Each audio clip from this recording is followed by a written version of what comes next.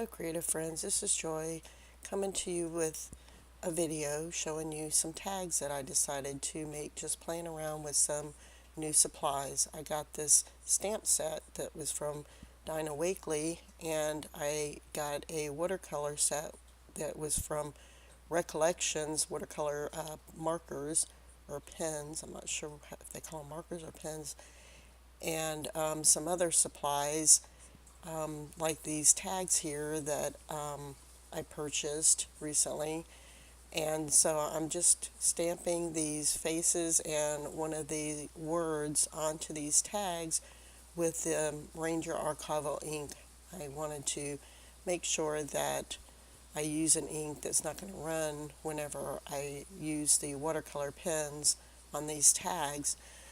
I just decided that, I would just play around and see, what I come up with creating a couple of tags. I really like these tags because I like the big tags, and I've made some of those. And then of course there's smaller tags, but these are kind of like medium tags, if that makes any sense. And they actually were a nice size. So I'm playing around with these watercolor pens and just kind of trying them out and seeing how I like them. And actually I like them quite a bit. They've got like a brush tip on them, and so they're really easy to use. And the colors you can see here are really vibrant, and I had a lot of fun playing with these. As a matter of fact, my granddaughter has come to live with me now, and while I was playing around making these tags, she was playing around in her art journal, making some art journals and pictures. And so I gave her these pens after I was done playing with them to play with and see, how she liked them. And she seemed to like them as well.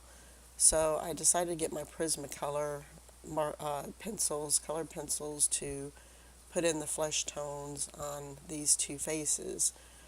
I figured that the watercolor pens didn't really have a flesh tone, and I didn't want to try to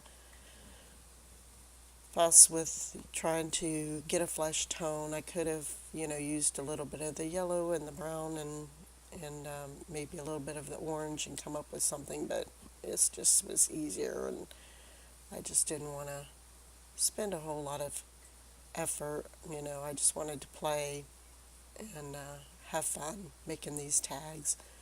So I put down a very light tan color, and then I'm coming in with a brown, and very lightly just trying to add some shadowing on these two faces. And actually, by the time I was done with these, and here I'm coming in with a little bit darker shade of tan. But when I got done with these, I had so much fun making them that I actually ended up making another one, which you'll see that at the end. And then I decided to grab my Artist Trove watercolor sets, which this is a new supply that I got recently, and I had put up a video where I was playing around with these, just kind of doing a product demo of them. And I will put a link to that below in the descriptions if you're interested in seeing that and you haven't seen that yet. And decided to use those excuse me, to put some color around the outside of these faces. And I could have used, I guess, a little bit bigger brush. I don't know why I was using such a small brush, but that's what I was using. So, and I didn't completely cover the whole thing. I kind of liked it with that little bit of white around the edges. So then I was like thinking, oh, I could use this stencil and maybe lift up some of the watercolor and with a baby wipe, and that didn't seem to take much off. So then I was trying to use a little bit of water and a paper towel and trying to lift up some of the color. But when I looked at it, it didn't seem like it was really taking it up that much. I mean, this tag really kind of soaked up the color, and it was so light you couldn't really, see it very well. And I just decided, okay, I don't really care for that. So then I decided to, why don't I just paint these little, what are they called, plus signs or whatever, on here. So I grabbed the watercolor pen in a darker green, and then just went through and painted all of these on here. And it actually worked pretty darn good. I mean, I was like concerned that it might leak underneath the stencil, but no, it didn't. It actually did really well at painting these in there.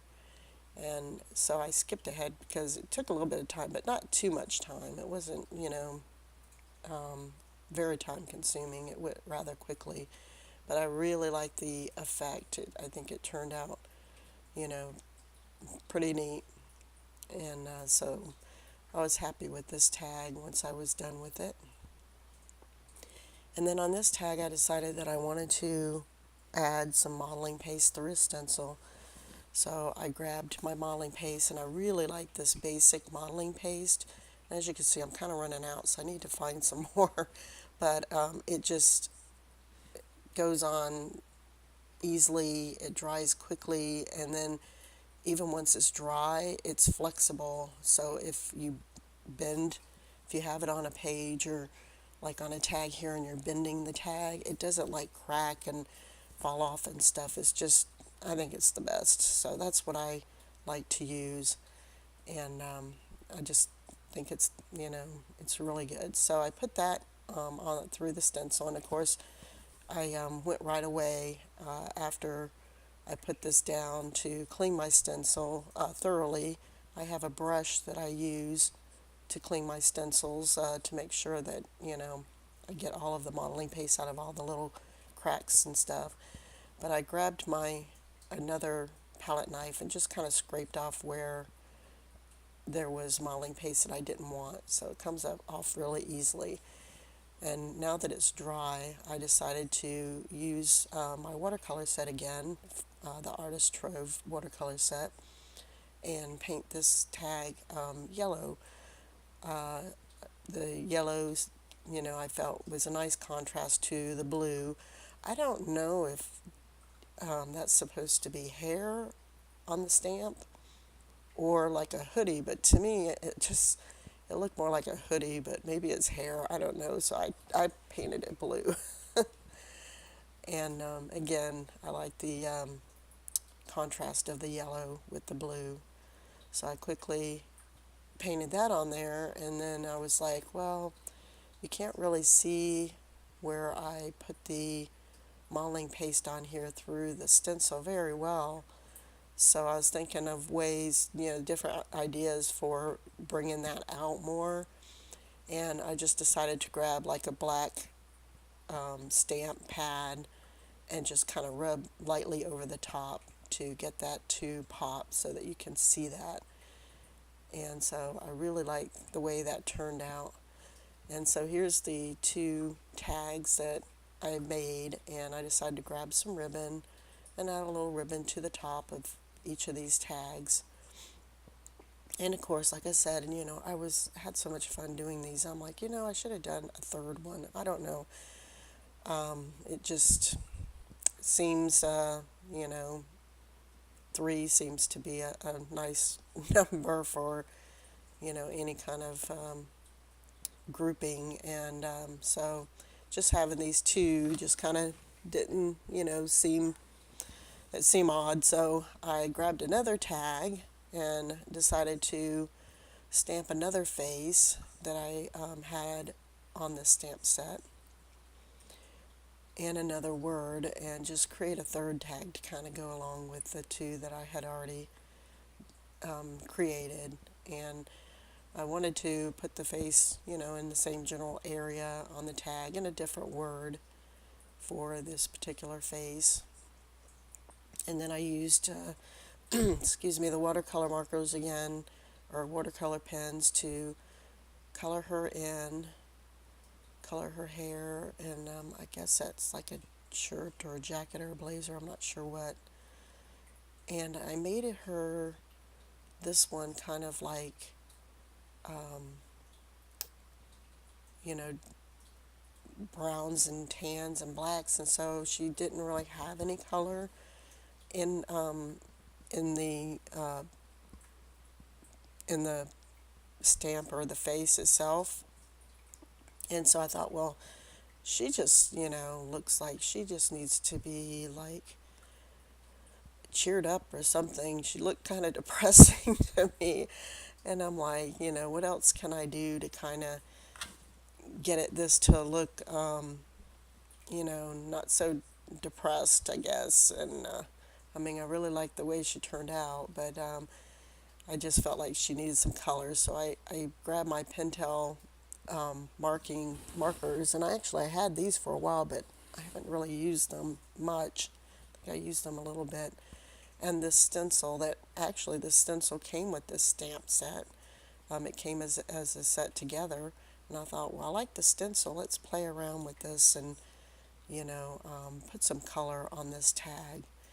So I decided to use my markers to go in there and color in, the different pattern on this stencil with different colors and just make it a little more colorful.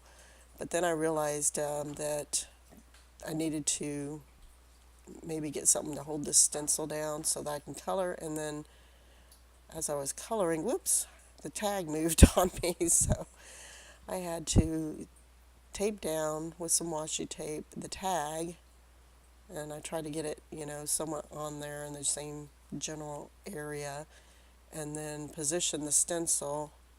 So I had to secure the tag and secure the stencil, and then I was able to just go through and do all of my coloring in these different areas of the tag without the tag moving or the stencil moving on me. So that just made it so much easier, which I should have done that from the beginning. But here's the tag after I was done coloring it in, and I grabbed some ribbon to put on this one as well. And that's pretty much the video for today. If you like this, you can give me a thumbs up. You can hit the subscribe button if you'd like to see more, or you can leave me a comment. I would love to hear from you. I really enjoy doing these videos, and I like sharing my art. So I thank you for stopping, and we'll talk to you later. Bye-bye.